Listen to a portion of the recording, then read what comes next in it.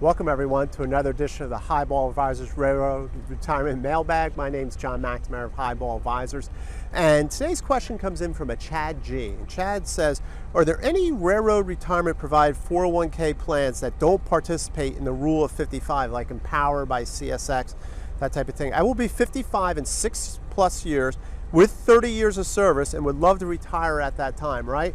So great question, Chad. So Chad's thinking about building that bridge from 55 to 60 to get that railroad retirement at 60, right? Turns on there. So what he's talking about is the rule of 55 he wants to use, where he's separating from service and he can take distributions. However, the good thing there, Chad, is it's not up to each individual 401k provider like Empower. It's an IRS rule, right? So all 401ks are can all have rule of 55 separation. So that's great. Also, for other railroaders, there's other alternatives like 72T distributions. Those are another way to build that bridge, so check that out.